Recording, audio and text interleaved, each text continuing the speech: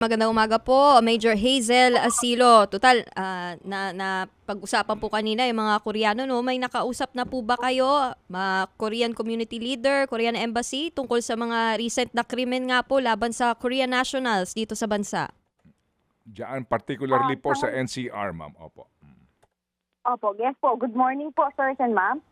Meron na po tayong ginawa action regarding po dun sa mga incidents na involved po itong ating mga Korean nationals.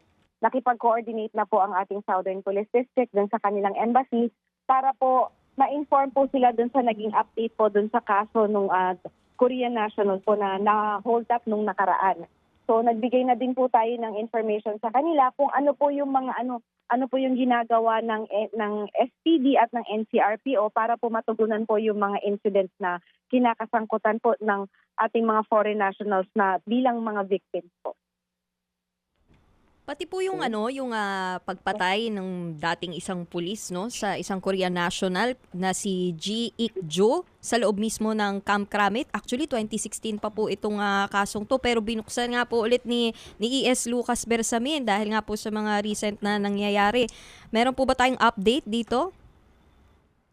Sa pagkakaalam ko po, yes ma'am, meron po kasing ginawa na naglabas na po ng order si ES para po magkaroon ng manhunt po dito sa kay dating hepe po ng AKG. Pero sa ngayon po nasa Krami po kasi yung Yes, sila po ma'am. yung naghahawak po dyan, hindi po sa NCR. Opo. Yes, ma'am. Yes, ma'am. We understand. Ano po, ito nga po kasi ay hindi nga malaman kung nakalabas ng bansa itong si dating police officer Dumlao. Ma'am, dito po sa BGC, maliban daw po sa Koreano, meron din mga Hapon na naging biktima dito. Are you aware of this?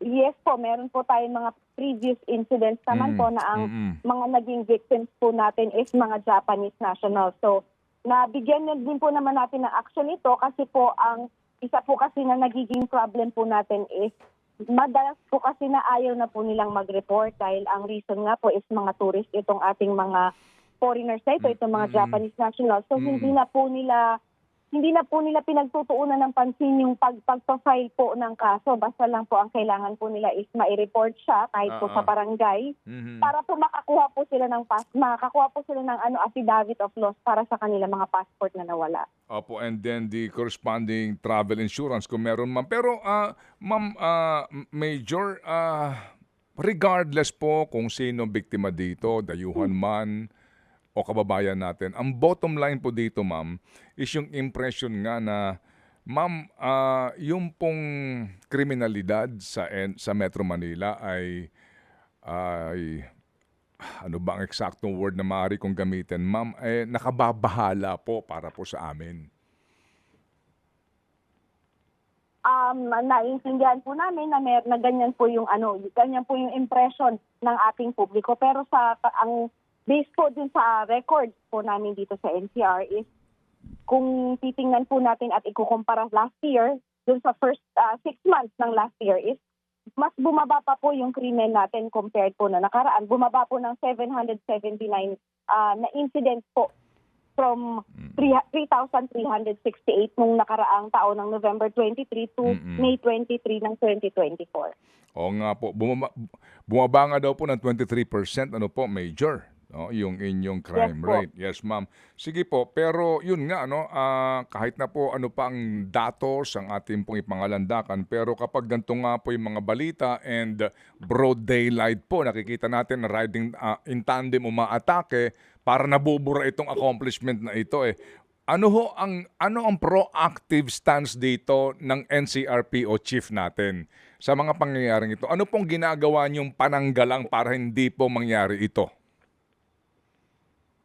Bilang sagot po dito sa mga nangyayaring incident na ito, kanina lamang po is nagkaroon po tayo ng presentation kay SILG ng ating intensified at recalibrated police visibility kung saan po mas marami po yung police na ipapakalat natin sa kalsada para po magkaroon po ng ma-preempt po yung mga posibleng mangyari na mga incidents gaya po nito na nangyayari dito sa hindi lamang naman po doon sa ating mga banyaga na mga bisita, kundi ganun din po dito sa ating mga kababayan na nabibiktima nito mga masasamang loob na naglipa na sa ating kalsada. Pinalakas din po natin yung ating police community partnership para mas maging aktibo po yung mamamayan sa pagbibigay ng impormasyon kasi hindi naman po lahat ng bagay ay alam, kumbaga po alam ng Opo, pulis, meron opo. naman po pagkakataon na kailangan po talaga namin yung community para mag-report po sa amin para alam po namin kung ano po talaga yung nangyayari sa ating kalsada. Opo, opo. Ma'am, meron ho bang panuntunan itong happy po ng NCRPO sa mga sa mga lahat ng mga precinct commanders or station commanders sa usapin po ng nangyayaring krimen sa kanilang lugar? Pagdating po doon sa kung ang sinasabi niyo po ba is yung pagre-relieve po ng ating mga commanders Opo, halimbawa po opo. magkaroon ng mga incident. Opo, 'di ba ma'am, Yun 'di po ba ang ginawa Major? natin. Opo, 'di ba dati po Yes po. Major, kumbaga siguro po if you're familiar ma'am, 'di po ba sa mga nagdaan may mga one strike policy, kaya napaka-ikmat ng station commander doon o ng chief of police, isa lang pong riding in tandem hold upan na nai-report, tanggal ka agad sila kasi otherwise kung wala pong ganun, 'di ba, parang okay lang pag may nangyari kasi hindi naman sila relieve sa pwesto. Ngayon ho ba ano pong policy ma'am ng kasalukuyan pong NCRPO chief? Sa kasalukuyan po, ganun pa rin naman po yung ating policy ko. Kaya nga lang po, hindi po ganun po kabilis tayong makakapag-replace ng tao since nasa election period pa po tayo. Lahat po ito ay dadaan pa sa COMELEC clearance, kaya po lahat ay hindi pa po natin, kung gustuhin man po natin napalitan yung isang opisyal, kailangan pa po nating dumaan sa proseso. Pero kung meron pong kagaya po nung nakaraan na may mga nakita po tayong lapses sa leadership ng ating ilang mga substation commanders dahil sa hindi po nila maayos na siguro po paglilid dun sa kanilang mga tao. Kaya po kulang po yung ating mga pulis sa kalsada na nagpapatrolya, yung mga nahuli pong nagse-cellphone. Kung kaya po ilan po sa mga substation commanders na ito ay marirelieve while hinihintay lamang po natin yung COMELEC clearance para po ma-issuehan na po natin sila ng mga relief orders. Opo, sorry mama pero hindi ko alam. Ano ba, hanggang ngayon po ba may election ban pa rin?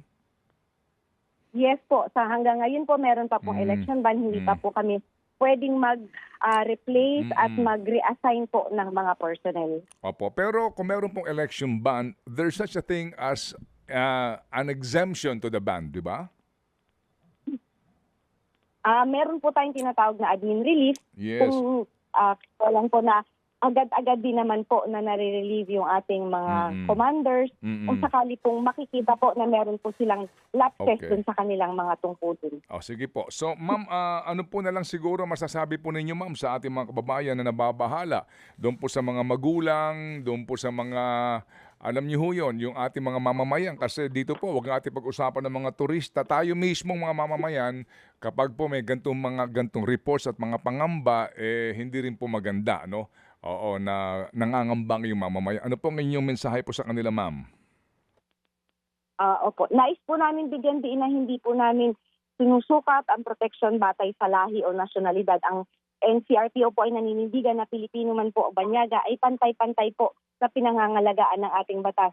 Hinihiling po namin ang inyong suporta kung meron po kayong nalalaman tungkol sa mga illegal activities po sa inyong lugar. Maaari po kayong lumapit sa amin kung meron po tayong mga malalapit na mga stasyon sa areas ninyo. Kung hindi man po, bukas po ang NCRPO para po sa inyong mga impormasyon na maaaring ibigay sa amin para po mas maipatupad namin yung aming mga tungkulin at mas maprotektahan po namin kayo.